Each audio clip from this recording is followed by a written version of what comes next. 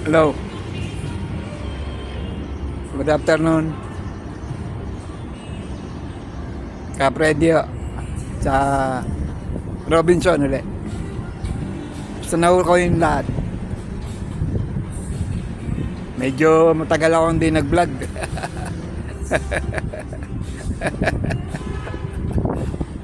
Nagpasarap.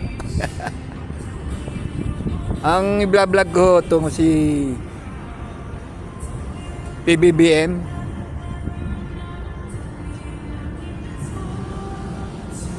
Ano pala to, mag-sosona sa 28. Bakit magsosona pa eh? Wala namang nagawa. Ang baba ng rating. Yung bigas, 4 na taon na, hindi ko pa makakita sa palengke.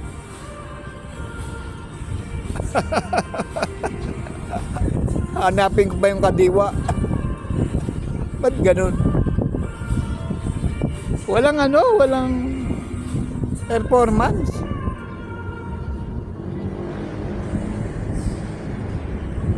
Yung K-12, hindi pa inaalis. Pero sabi niya, pahirap. At saka yung modernization ng jeep, inupuan. Walang walang tawag doon. Walang legacy. Wala kang makitang nagawa talaga eh. Sayang tayo. Sayang ang niya. Marunong lang yan mag-English. Ang hina pala niyan, Akala ko kung makadamit, mag-English. Wala kay Digong. Sayang na dapat pala si Sara ang inano natin. Dapat hindi na siya pumayag magbisi.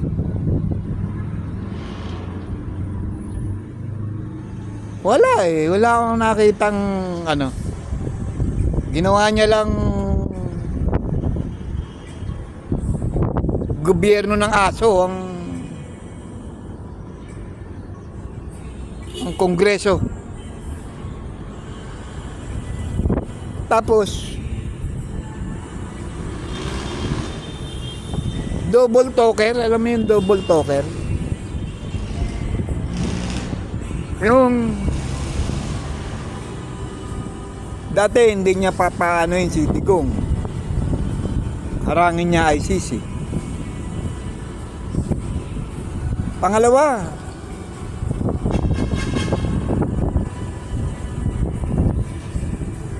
ayaw niya ng impeachment. Anong klase yun? Anong klaseng samantalang kitang-kita kung paano nila siraan si Sara. Buong budget ginagastos nila para siraan si Sara. Ewan ko ba? Parang bata. Tingin ko parang bata eh. Hindi na naman siya gusto ng tao. Bakit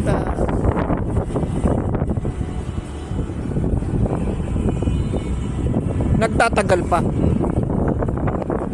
Alam mo, pag walang pag nararamdaman mo hindi ka na gusto ng tao, parang lalo na nagsisilbi ka. Parang ang hirap tanggapin. Di ba? Ba't mo pagpipilitan yung sarili mo kung kikita mong wala talaga? Para bang, ewan ko ba, ba't nag-aantay pa tayo ng 3 taon eh? Dapat dyan umalis na lang sa kanya yung sa sarili niya. wala, puro aso na ang sa kongreso. At yung ano, yung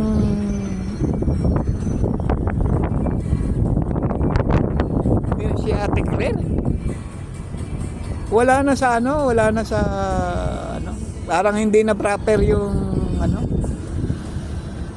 puro depensa na lang, tsaka puro kasinungalingan sa tunay na nangyayari. Wala, nagkalat araw-araw, lalaki ng drugs na ano na nauhuli. Ang order, question pa rin. Bumalik na yung wala, puro ano yung tawag doon, matanda na ako 68 na ako wala akong nararamdaman kumbaga yung sa anak.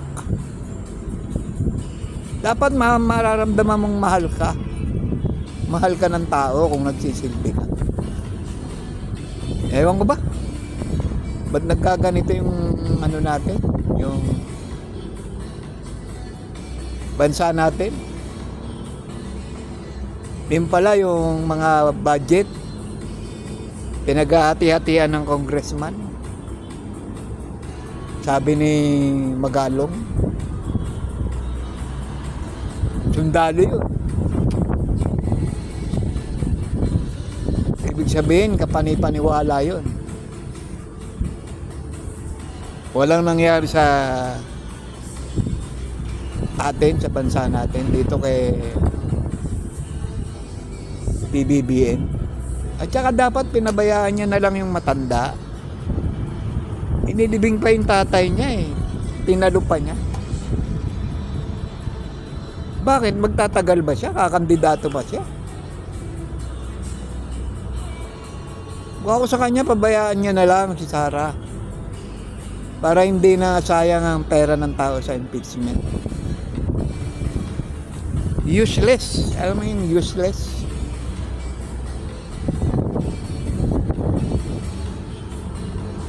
Ginawa niyang yung pinabibilib niyang may nagagawa siya pero wala. Ramdam sana natin yan. Dapat magaang ang buhay. Ngayon, 1,000 ang gastos ko. Isang araw, dadalawa kami. 3 kami nung anak ko. 1,000, shoot na shoot.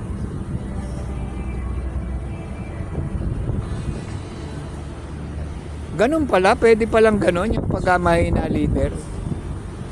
Bagsak lahat. Walang kwenta. Walang Di nga ako manonood ng impeach ng ng SONA kasi wala naman there is nothing to to declare na achievement. Lubog ang Pilipinas kay PBBM. Sad to say. Binoto ko yan dahil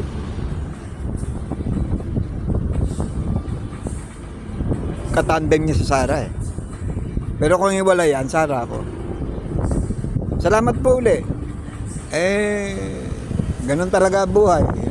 Swerte-swerte lang. 6 na taon tong sinayang.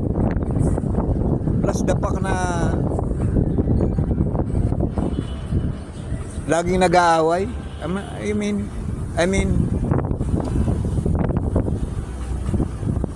ang ang tema wala sa pagsisilbi.